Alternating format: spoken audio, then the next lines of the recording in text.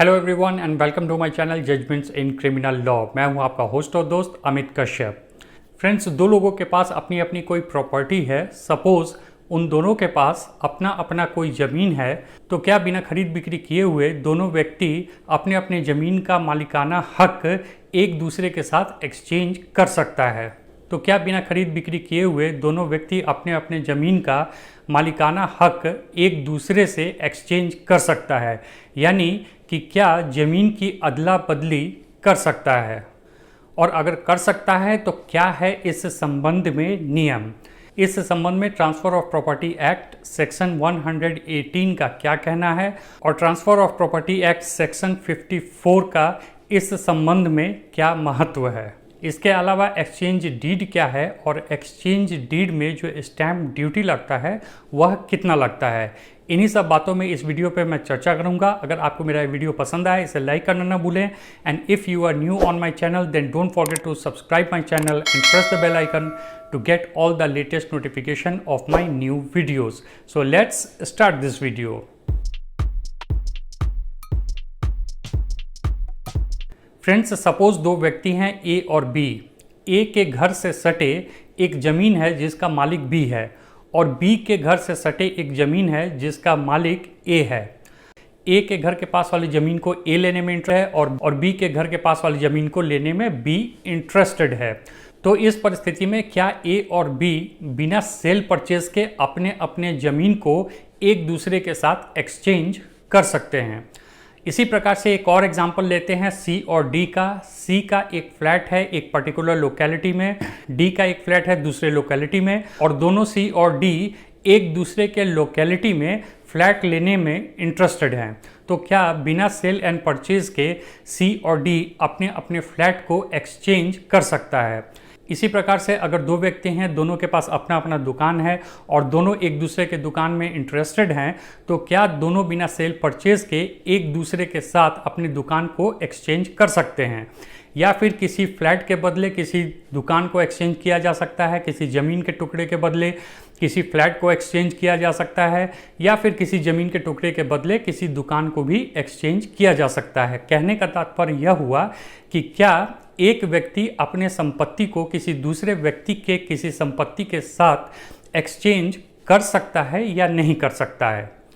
तो इसका जवाब है जी हाँ। बिना सेल एंड परचेज में गए हुए, बिना सेल डीड को एग्जीक्यूट कराए दो व्यक्ति अपने अपने संपत्ति को एक दूसरे के साथ एक्सचेंज कर सकते हैं। इस संबंध में transfer of property act section 118 का कहना है कि when two persons mutually transfer the ownership of one thing for the ownership of another, neither thing being money, the transaction is called an exchange.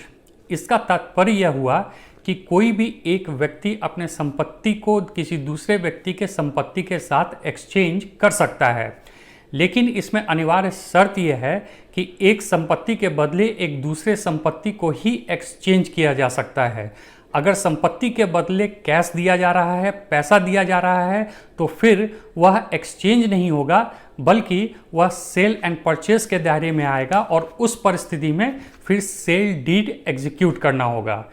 Exchange deed में सिर्फ एक संपत्ति को ही दूसरे के संपत्ति के साथ बदला जा सकता है। एक्सचेंज डीड, जिसको विनिमय पत्र भी कहते हैं, उसको सब रजिस्ट्रार के यहाँ रजिस्टर कराना अनिवार्य है।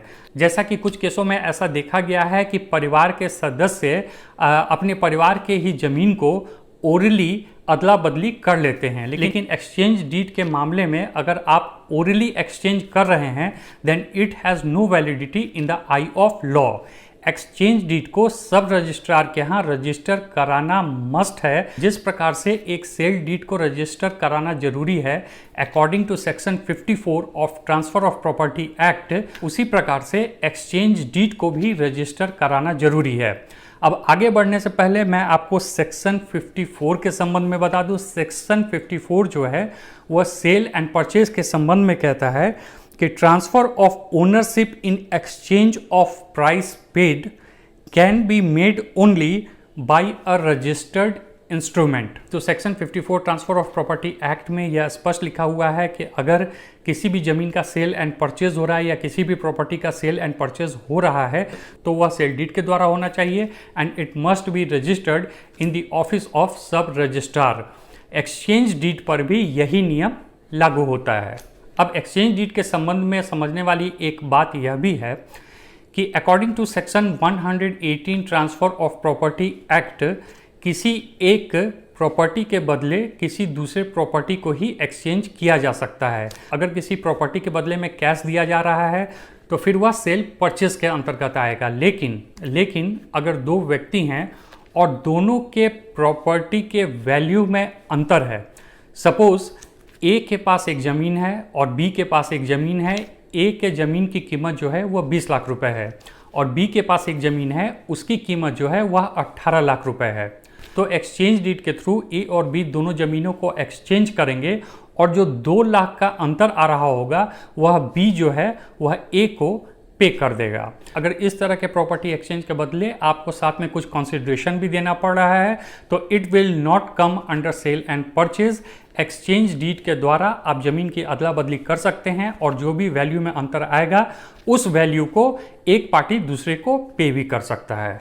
एक्सचेंज डीड से पार्टीज को काफ़ी फायदा भी होता है। अब एक एग्जाम्पल लेते हैं, अगर ए के पास एक ज़मीन है और बी के पास एक ज़मीन है और दोनों एक दूसरे के ज़मीन में इंटरेस्टेड हैं तो सेल एंड परचेज के अंतर्गत अगर दोनों व्यक्ति अपने अपने ज़मीन को सेल डीड से एग्जीक्यूट करेंगे तो फिर इस परिस्थिति में 2 सेल डीड बनाना पड़ेगा और 2 स्टैंप ड्यूटी भी देना पड़ेगा। लेकिन एक्सचेंज डीड में ऐसा नहीं है। एक्सचेंज डीड में सिर्फ एक ही स्टैंप ड्यूटी लगता है। दोनों में से जिस भी व्यक्ति के प्रॉपर्टी का वैल्यू ज़्यादा है उसी वैल्यू पर सिर्फ स्टैंप ड्यूटी लगता है। तो इस प्रकार से अगर ए और बी दोनों सेल डीड से एग्जीक्यूट करते और उस सेल डीड को एग्जीक्यूट करने में जो खर्च आता उससे आधे खर्च में ही दोनों एक्सचेंज डीड के माध्यम से अपनी ज़मीन की अदला बदली कर सकते हैं। अब इसमें एक और समझने वाली बात यह है कि जब भी किसी ज़मीन की खरीद बिक्री होती है तो सेल डीड पर लगने वाले स्टैंप ड्यूटी और बाकी खर्चों को जो भी व्यक्ति ज़मीन खरीद रहा होता है वह उठाता है। अमूमन ऐसा ही होता है। लेकिन सवाल यह उठता है कि एक्सचेंज डीड में वह खर्च कौन उठाएगा, क्योंकि यहाँ सेल और परचेज तो हो नहीं रहा है, 2 व्यक्ति हैं और दोनों ने अपनी ज़मीन की अदला बदली की है। तो इस संबंध में दोनों पार्टीज़ को ही यह डिसाइड करना पड़ेगा कि एक्सचेंज डीड पर आने वाले खर्चे को एक पार्टी उठाएगा या फिर दोनों उठाएगा। अब इसमें एक और इम्पॉर्टेंट समझने वाली बात यह है कि एक्सचेंज डीड तो एक ही है और पार्टीज 2 हैं, तो जो ओरिजिनल डीड है वह किसके पास रहेगा। तो इस संबंध में दोनों पार्टीज मिल बैठकर बात कर सकते हैं और बहुत ही मिनिमम खर्च के साथ एक काउंटर पार्ट डीड भी साइन कर सकते हैं। अब यह काउंटर पार्ट डीड क्या होता है यह मैं किसी और वीडियो में डिस्कस करूंगा।